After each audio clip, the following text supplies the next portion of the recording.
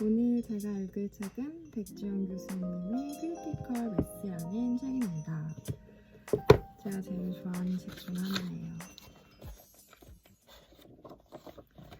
프롤로그 제목은 4,000년의 선물입니다. 남들은 모두 뛰어가는 것 같은데 나만 걷고 있는 것 같아서, 혹은 나만 주저앉아 있는 것 같아서 두려울 때가 있다. 그러나 사실 정말 두려운 것은 내가 도대체 어디로 달려가고 있는가 하는 것이다. 영화감독 장진이 피플 인사이드에 나와서 자신이 써놓았던 메모를 소개하는데 그중 나를 소름 끼치게 한 구절이 있었다. 도착해보니 지옥이었다. 여기까지 오는 동안 너무나 많은 추월을 했다. 나만 두려울까? 아닐 것이다.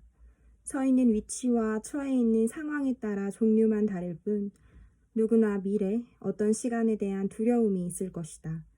그래서 저마다 해답을 줄 절대자를 찾거나 조언해 줄 그 누구를 갈망한다. 정말 감사한 일은 내 직업이 인터뷰어라는 것이다. 나는 멘토나 롤모델을 찾아다니거나 만나주세요 라고 말할 필요가 없었다. 내 직업의 현장인 스튜디오, 내 자리에 앉아서 정말 다양한 직업과 연령의 사람들을 마주할 수 있었다. 생김새가 다르듯 그들은 사물을 바라보는 시선도 다르고 삶의 구비구비를 넘어가는 방법도 달랐다. 제도권에서 공부한 횟수와 상관없이 지식의 깊이도 달랐고 무엇보다 지혜의 깊이는 천차만별이었다. 학위와 독서의 양으로 승부를 보는 사람도 있었지만 본능적인 통찰력 혹은 누군가의 표현대로 시원적 통찰력을 가진 사람도 있었다. 때로는 그들의 본능적인 통찰이 등줄기를 서늘하게 하고 속을 시원하게 뚫어주기도 했다. 내가 만난 사람들의 삶의 무대도 전 세계에 걸쳐 넓고 넓었다. 독서는 앉아서 하는 여행이고 여행은 걸어다니면서 하는 독서라면 나는 한 명 한 명을 만날 때마다 그가 평생 한 독서와 여행의 축약을 인터뷰를 통해 엿보곤 했다. 한 사람을 만날 때마다 단 한 가지라도 하는 것을 찾아내면 소름 끼치도록 행복했다. 물론 단 하나의 아도 주지 못하는 사람도 있었다. 모든 편견과 사심을 모조리 걷어내고 들어도 그럴 때가 있다.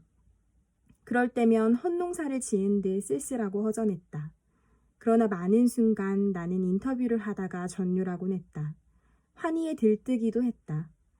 그들이 경험에서 녹익어 흐르는 지혜를 툭 흘릴 때 내 오감은 반응하기 시작했고 통찰력 배인 생각의 한 자락을 풀어놓을 때는 이 세상에 없는 보석을 찾은 듯 흥분하기도 했다. 인터뷰어란 직업으로 일해온 시간이 20수년이 쌓이고 만난 사람들의 숫자도 수천 명에 이르게 되니 나는 내 직업이 축복이란 생각을 넘어 잠옷 숭고하게까지 느껴졌다. 동시대를 사는 사람들의 정신을 아카이빙하고 있다는 사실을 깨달은 것이다. 그리고 내가 느낀 그 무엇을 담아두어야겠다는 생각도 들었다. 누구나 목이 마를 때 찾아와 갈증을 달래기도 하고 영혼이 공허하거나 심장이 차가울 때 그것을 다시 덮이기도 하는 샘 같은 것을 만들 수 있지 않을까 생각한 것이다. 나는 안다. 만들기가 힘들어서 그럴 뿐 잘만 만들어주면 정말 많은 사람들을 구할 수 있다는 것을. 그래서 그 옹달샘을 만드는 것에 대해 오랫동안 고민했다. 우리 집 앞에는 260여 년 된 은행나무 한 그루가 있다.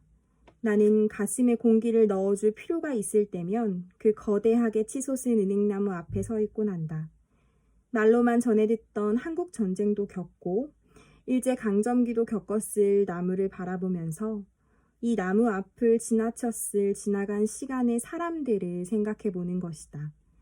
삶의 시작과 끝이라는 숭고한 사이클을 완성하고 과거의 시간에 묻힌 그들은 현재를 살고 있는 내게 무슨 말을 건넬 수 있을까? Whatever is haven't already been, what will be has been before.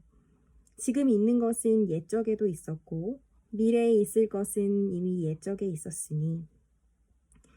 지금으로부터 2500여 년 전 플라톤은 정의란 무엇인지 국가란 무엇인지에 대해 철학적으로 사유했지만 2010년대를 사는 인간들은 아직도 그 정답을 찾지 못하고 있는 것 같다.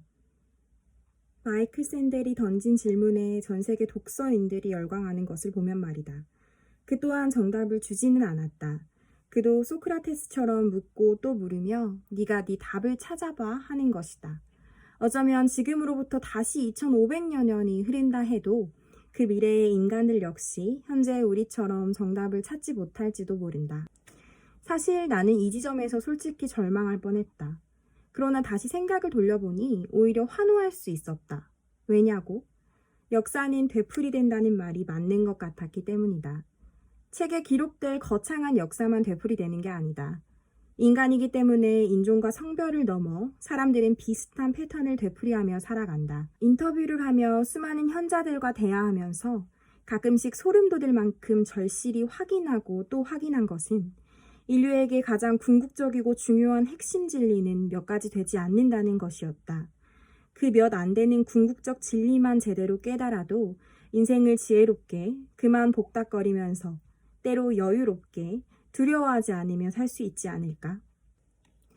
인터뷰는 나와 동시대를 사는 사람들만의 아카이빙이지만 시간의 범위를 확장한다면 더 검증된 지혜를 찾을 수 있을 것이다. 그래서 나는 마음에 울림을 준 인터뷰이를 만날 때마다 과거 수백 년 전 혹은 수천 년 전 그와 비슷한 생각을 했거나 삶을 살았거나 혹은 같은 내용의 말을 표현만 달리한 사람들을 찾아가 보곤 했다. 과거와 현재라는 시간을 관통하는 진리를 찾고 싶었던 것이다. 정말 흥미로운 만남이었다. 현재의 내 삶을 반추해보는 한편 앞으로 다가올 시간들과 관련해 다양한 생각의 지점을 찾아볼 수 있었다. 100명의 이야기만 들여다보아도 그들 각자의 인생 횟수, 그것을 생각해보면 수천 년의 지혜의 선물을 받게 되는 셈이다. 문득 내 입에서 이런 말이 흘러나왔다.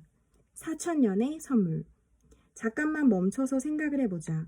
우린 왜 뛰고 있을까? 생각이 모두 달리니까 나도 정신없이 끼어서 뛰고 있는 건 아닐까?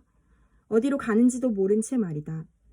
세상이 혁신 외치니까 무엇을 어떻게 변화시켜야 하는지도 모른 채 한자 그대로의 뜻에 충실해 내 가죽을 벗기며 아파하는 건 아닐까?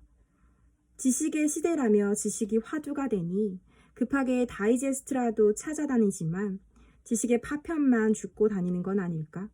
파편을 뭐에 쓰려고? 우린 지금 혼란에 빠졌다. 너무 많은 것의 홍수다. 여기서 이렇게 해라 저렇게 해라 외치지만 외치는 그들도 잘 모르고 있지는 않을까? 잠깐만 멈춰서자. 정말 내가 필요로 하는 지혜의 말이 어떤 것인지 조용히 귀 기울여 보자.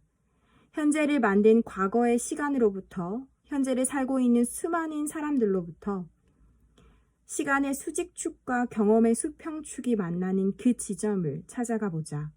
그곳에 내가 진짜 찾고 싶었던 드디어 내 갈증을 채워줄, 앞으로의 내 생명수가 되어줄 그 옹달샘이 있다. 이 책은 그 옹달샘을 찾아가는 길이다.